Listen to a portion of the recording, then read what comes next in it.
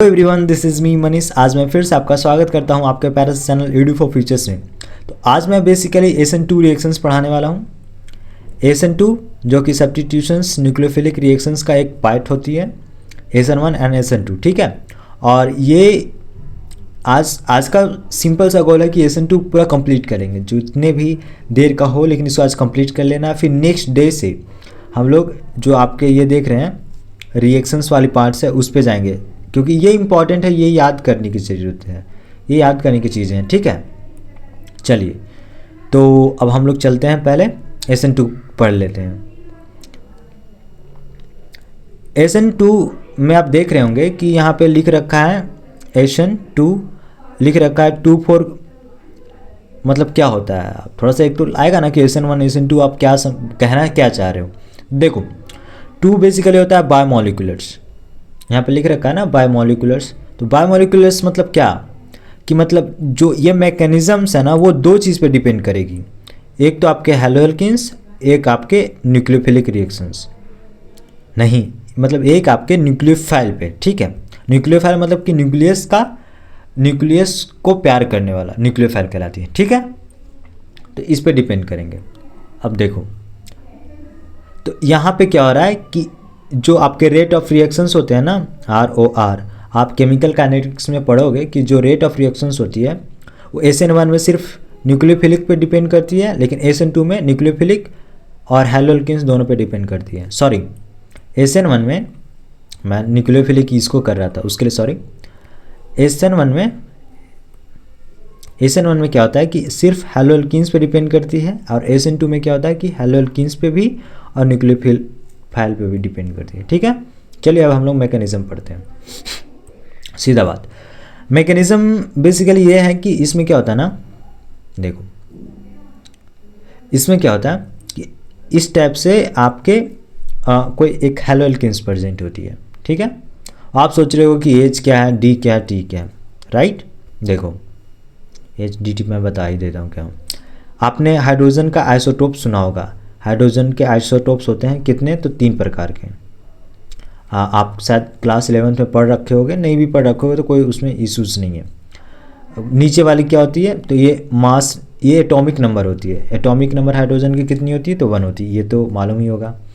और जनरली हम लोग ये देखते हैं कि मतलब उसका हाइड्रोनियम आयन का चीज़ें देखते हैं, मतलब कि जो उसका मास नंबर है सिर्फ 1 है उसका देखते हैं, ठीक है। और फिर अगर D पे जाएँ, मतलब D4 होता है ड्यूटेरियम एंड T4 होता है ट्राइटियम, ऐसे करके। और इसका जो मास नंबर होती है 2 होती है, और इसका मास नंबर होती है 3 होती है, ठीक है।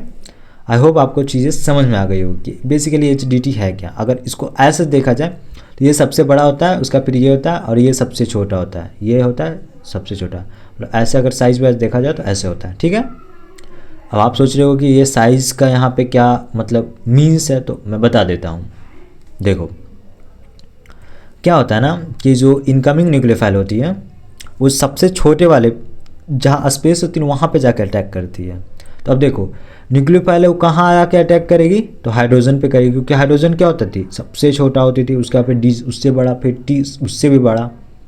तो D के पास आएगी तो वो वहाँ पे अटैक नहीं कर पाएगी, क्योंकि बहुत बड़ा है ना, तो उसको हटा कैसे देगी, नहीं हटा पाएगी। और T के पास है तो वो तो और खुद ही बहुत बड़ा है, तो उसको हटाना तो मुश्किल ही है, ठीक है।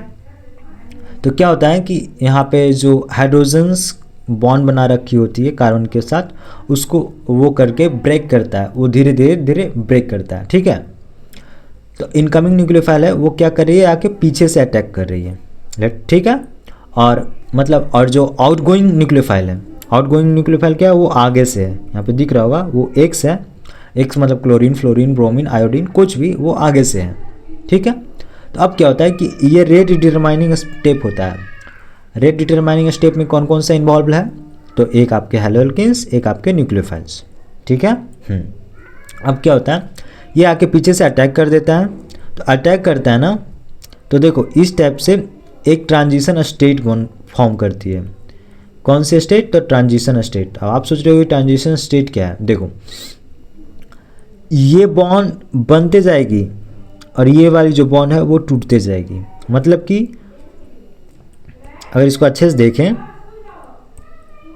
इनकमिंग न्यूक्लियोफाइल आ रही है, इसके साथ क्या करिए, वीक बॉन्ड बना रही है, इसके साथ वीक बॉन्ड तोड़ रही है, ठीक है। ऐसे यहाँ पे हो रहे हैं, देखो इसको अच्छे से पहले क्लीन कर दे रहा हूँ। क्या हो रहा है कि इसके जो साथ बॉन्ड बना रही है, इसके साथ बॉन्ड तोड़ रही है, ठीक है। और HDT हो गया, वो आपके प्लेनर फॉर्म कर देते हैं, प्लेनर फॉर्म कर ले रहे हैं, ठीक है। अब जो तोड़ रही है ना न्यूक्लियोफाइल्स, तो क्या हो रहा है कि न्यूक्लियोफाइल्स हो रही है तो वो मतलब न्यूक्लियस लेके आ रही है, मतलब कि उसके पास इलेक्ट्रॉन्स होंगे ही, तो वो इलेक्ट्रॉन्स हैं, दैट्स वाई वहाँ पे नेगेटिव चार्ज आ जा रही है। यहाँ पे भी नेगेटिव चार्ज आ जा रही है, तो बीच में जो बच जा रहा है तो उसके पास एक नेगेटिव इधर का, एक नेगेटिव इधर का, तो उसको बैलेंस करने के लिए तो 2 पॉजिटिव यहाँ पे आएगी ना, मतलब कि पार्शियल पॉजिटिव चार्ज, तो 2 आएगी ही, ठीक है।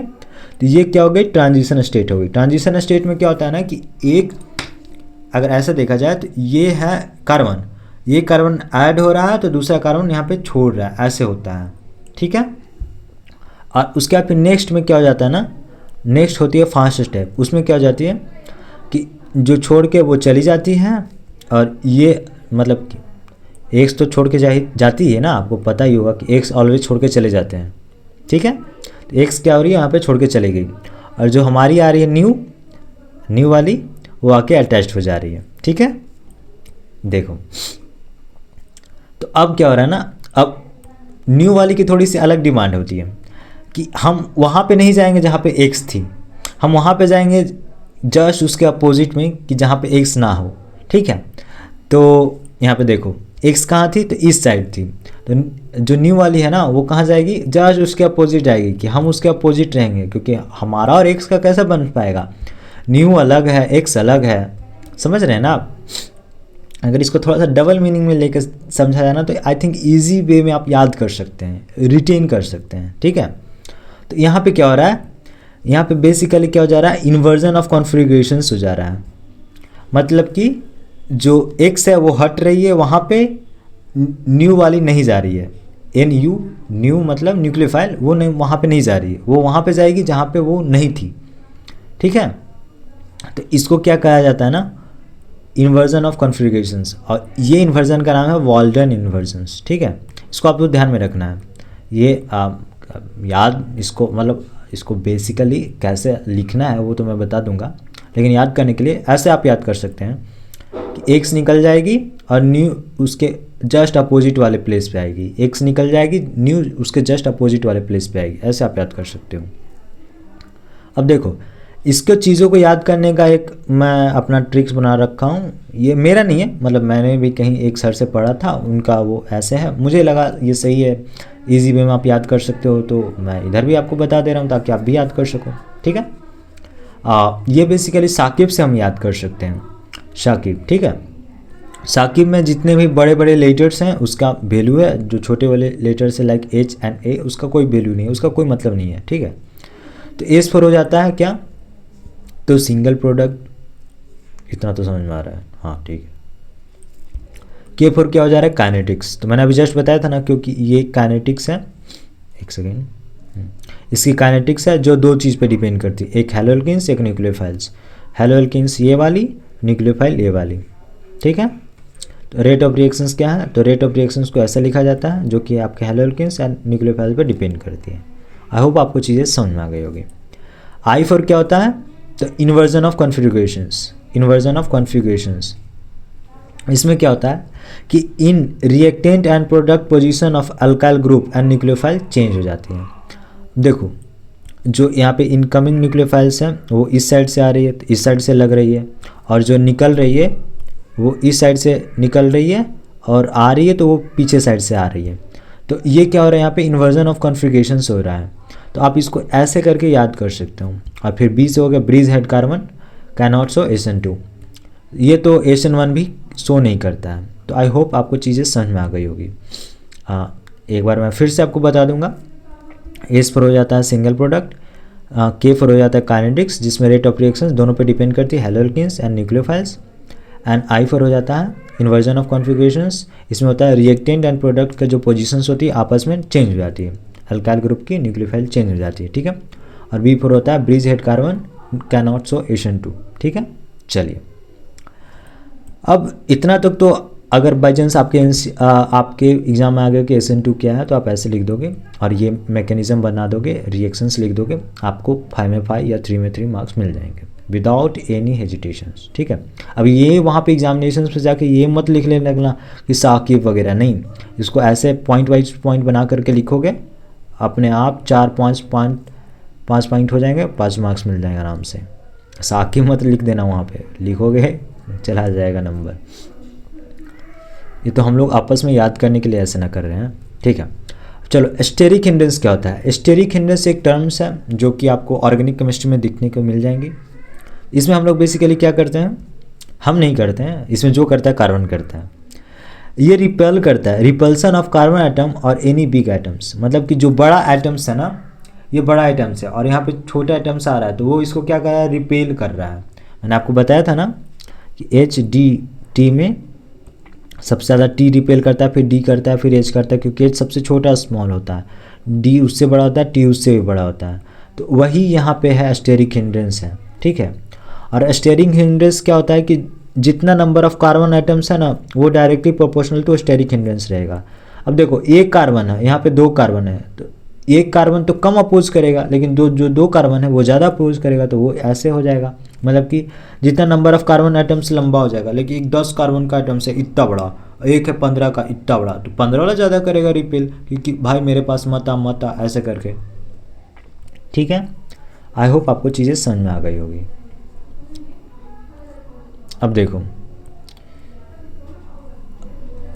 जितना ज़्यादा स्टेरिक हिंड्रेंस उतना कम SN2, ये दिमाग में रखना। जितना ज़्यादा स्टेरिक हिंड्रेंस उतना कम SN2, मतलब कि अगर 1 कार्बन वाली आइटम्स है, यहाँ पे 2 कार्बन वाली आइटम्स है, तो SN2 इसमें ज़्यादा फास्ट होगी, क्योंकि ये कम स्टेरिक हिंड्रेंस प्रोवाइड करवाएगा, लेकिन यहाँ पे ज़्यादा होगी, सॉरी यहाँ पे SN2 होगी ही नहीं, मतलब कि ये यहाँ पे स्टेरिक हिंड्रेंस ज़्यादा प्रोवाइड करवाएगी। ठीक है, इन्वर्सली प्रोपोर्शनल होती है। मतलब ये है ना भाई, देख सिंपल सा है कि अगर हाइड्रोजन एक कार्बन पे आके लग रही है तो CH3X कहलाती है, और उसके फिर एक दूसरे वाले पे क्या होगी कि एक प्राइमरी अल्काइल, मतलब कि 1 कार्बन आएगी, और उसके नेक्स्ट मतलब सेकेंडरी अल्काइल होगी, उस पर 2 होगी, और टर्सरी पे 3 होगी। तो 3 मतलब 3 कार्बन है तो तीनों तरफ से अपोज करेगा, 2 कार्बन है तो 2 तरफ से करेगा, एक तरफ से नहीं करेगा, एक तरफ से आ जा सकता है। प्राइमरी है तो प्राइमरी में एक तरफ से यहाँ पे अपोज करेगा और दोनों तरफ से आ जा सकता है। और CH3 मतलब कि यहाँ पे 3 तरफ से तो हाइड्रोजन ही है, तीनों तरफ से हाइड्रोजन से, लाइक देखो, देख रहे हो ना, यहाँ पे 1 हाइड्रोजन, 2 हाइड्रोजन, 3 हाइड्रोजन, मतलब कहीं भी आगे आपको अप्रोच कर सकता है, और वो एक X हट जाएगा और OH आगे लग जाएगा, मतलब X आपकी हट जाएगी और न्यू वाली जो न्यूक्लियोफाइल्स होती है वो आके लग जाएगी। अब यहाँ पे देखो, आप सोच रहे हो कि Br है, CH3 है, CH3 CH2 है, लेकिन यहाँ पे OH है जो जा नहीं रहा है। क्यों नहीं जा रहा भाई? तो देखो मैंने आपको बताया था ना कि जितने नंबर ऑफ कार्बन आइटम्स होंगे उतने स्टेरिक हिंड्रेंस ज़्यादा होंगे, और जितने नंबर ऑफ कार्बन आइटम होंगे स्टेरिक हिंड्रेंस ज़्यादा होंगे तो SN2 उतने ही कम होंगे। SN2 जो रिएक्शंस दिखाने की पॉसिबिलिटी है वो कम हो जाएगी, रिएक्ट नहीं करेगी, रिएक्टिविटी डिक्रीज हो जाएगी। ठीक है, यहाँ पे देखो एनी बिग एटम्स, तो आपको पता होगा कि मतलब टॉप टू बॉटम जाते हैं तो साइज़ इंक्रीज करती है। नहीं पता है तो इसको आप साइड में कभी नोट कर लो, FClBri, मतलब कि टॉप टू बॉटम जाएंगे तो साइज़ इंक्रीज करेगी। ठीक है, तो यहाँ पे देखो ये जो Br है वो सबसे ज़्यादा तो नहीं, लेकिन हाँ ये लोग से तो ज़्यादा ही है। तो यहाँ पे देखो, यहाँ पे Br लगी है, बड़े आइटम्स है, ये 2 कार्बन वाली है तो वो भी बड़ा आइटम्स है, ये भी CH3 ये भी बड़ा आइटम्स है। मतलब कि जो बड़े आइटम्स पे यहाँ पे जाके OH अप्रोच नहीं कर पाएगी, क्योंकि यहाँ पे तीनों हैं जो आपके फिल कर रखे हैं, है ना, तीनों यहाँ पे बड़े आइटम्स स्टेरिक हिंड्रेंस शो कर रहे हैं। यहाँ पे देख सकते हो 1 2 3 तीनों स्टेरिक हिंड्रेंस शो कर रहे हैं, जिसकी वजह से SN2 इसमें नहीं होगी। ठीक है, तो ये रिएक्टिविटी ऑर्डर है। मे भी इसको यहाँ पे आपके NCERT बुक्स में ऐसे नहीं सिंपल दे रखा है, लेकिन हाँ अगर आपको थोड़ा सा अगर अच्छा क्वेश्चन देना रहा तो वो क्या कर देगा ना, प्राइमरी अल्काइल हैलाइड की जगह यहाँ पे एक फिगर बना देगा, मतलब कि एक प्राइमरी अल्काइल हैलाइड का एक एग्जांपल ले लेगा, एक सेकेंडरी का, एक टर्सरी का। अब पूछेगा ना, पहला क्वेश्चन पूछेगा SN1 किस में फास्ट होगा, तो SN1 ऑलवेज टर्सरी में होता है फास्ट। फिर सेकंड पूछेगा SN2 किस में फास्ट होता है, तो SN2 इसमें होता है जिसमें कम स्टेरिक हिंड्रेंस होती है उसमें होती है। क्योंकि इसमें कम क्यों होगी, क्योंकि यहाँ पे 3 हाइड्रोजन्स लग रखे हैं। ठीक है, तो चलिए, हाँ, तो यहाँ पे कम है स्टेरिक हिंड्रेंस है, यहाँ पे उसके ज़्यादा है, फिर यहाँ पे उससे ज़्यादा है, यहाँ पे सबसे ज़्यादा है, क्योंकि यहाँ पे 3 कार्बन अटैच्ड है। टर्सरी का स्ट्रक्चर मैंने लास्ट लेक्चर में बता रखा है, तो आप वहाँ पे देख लीजिएगा। सेकेंडरी का भी मैंने बताया है, फर्स्ट प्राइमरी का भी मैंने बताया, तो आप वहाँ पे जाकर चेक कर सकते हैं। तो क्या हो रहा है कि इधर से इधर आने पे स्टेरिक हिंड्रेंस डिक्रीज हो रही है, इसलिए SN2 इंक्रीज हो रही है। अब मैं इसको रब कर दे रहा हूँ।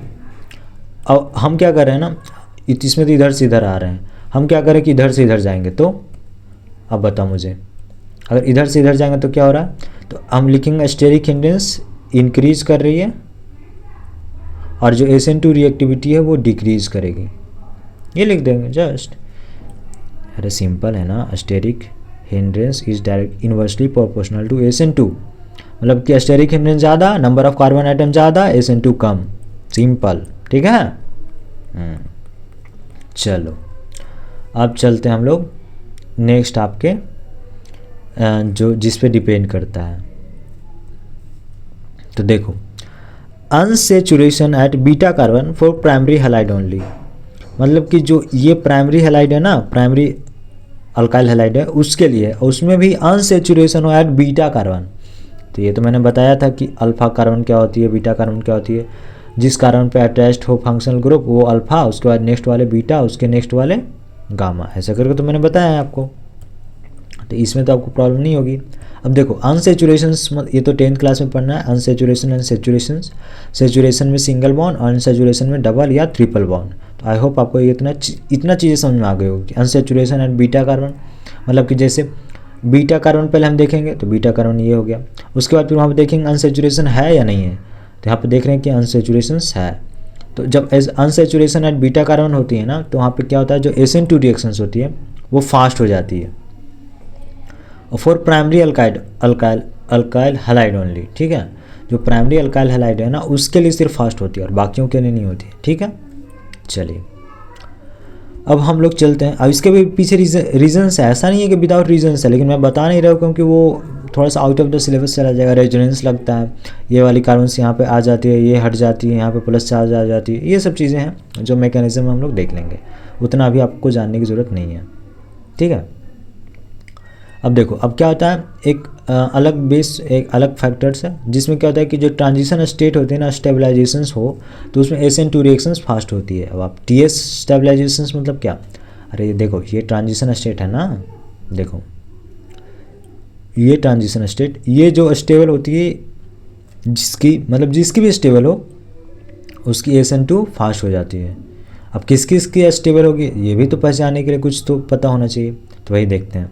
देखो जिसके बीटा पोजीशंस पे carbon carbon double bond, carbon carbon triple bond, मैंने अभी जस्ट बताया, देख रहे हैं, carbon carbon double bond unsaturation में ट्रिपल बॉन्ड हो, या फिर एक कार्बोनिल ग्रुप हो, कार्बोनिल ग्रुप मतलब ये CO वाले ऐसे हो, या फिर हेट्रो एटम्स, हेट्रो एटम मतलब O पे 2 होता है, NH2 पे भी 2 होता है, ऐसे करके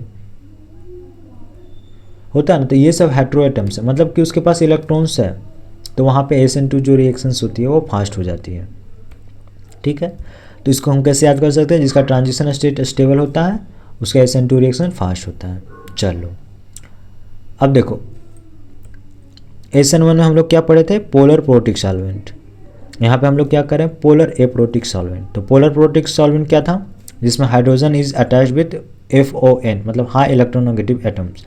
हाई इलेक्ट्रोनेगेटिव एटम्स में फ्लोरीन, ऑक्सीजन, न्यूट्रॉन्स, ये 3 आते हैं। तो इसमें क्या होगा कि इसमें आपको जो पोलर एप्रोटिक सॉल्वेंट है ना, देखो यहाँ पे जो पोलर एप्रोटिक सॉल्वेंट है, हाइड्रोजन है, वो अटैच नहीं होता है किसके साथ, नॉट अटैच्ड विथ फोन। जैसे देखो तो यहाँ पे CH3COO है, यहाँ पे हाइड्रोजन है, तो हाइड्रोजन सीधे से अटैच नहीं है FO के साथ, FON फोन के साथ अटैच नहीं है, मतलब कि ये जो 3 दिख रहे हैं आपको उसके साथ ये हाइड्रोजन है वो अटैच तो नहीं है, दैट्स वाई यहाँ पे ये पोलर एप्रोटिक सॉल्वेंट हो गई। अब देखो ये थोड़ा सा ध्यान में रखना है आपको। हाँ, CH3 CH3 COH CH3 को एसीटोन कहा जाता है। ये डाईमिथाइल ईथर हो जाती है, ये डाईमिथाइल सल्फोक्साइड हो जाती है,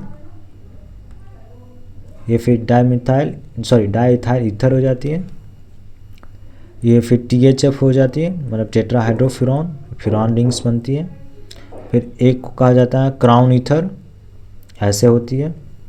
एक होती है HMPA, हेक्सा मिथाइल फॉस्फोरामाइड, ऐसे करके। तो ये थोड़ा सा नाम ध्यान में रखना आप, मतलब हम ये तो नहीं कहेंगे कि आप रट लो, लेकिन ये जरूर कहेंगे कि एक बार ध्यान में रखना। THF सीधे THF दे देता है, सीधे आपके क्वेश्चन में HMPA दे देगा, क्राउन ईथर दे देगा, एसीटोन दे देगा, डाईमिथाइल ईथर दे देगा, बस स्ट्रक्चर दे देगा या फिर नाम लिख देगा, ऐसे करके।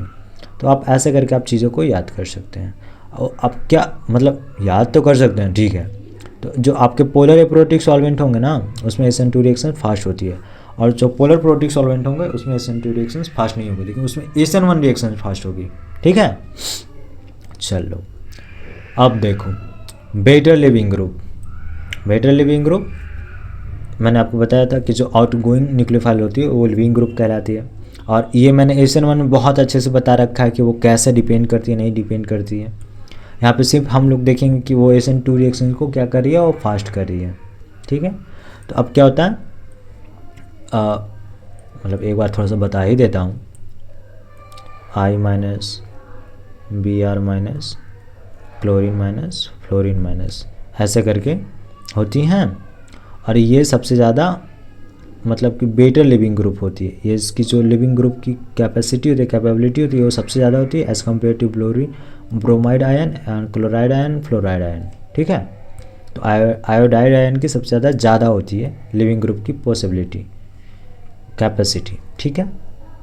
चलो अब एक क्वेश्चन हमको जैसा लगता है कि आपका ऑब्जेक्टिव में आने की प्रोबेबिलिटी है, reactivity of halides for both SN1 and SN2 के लिए।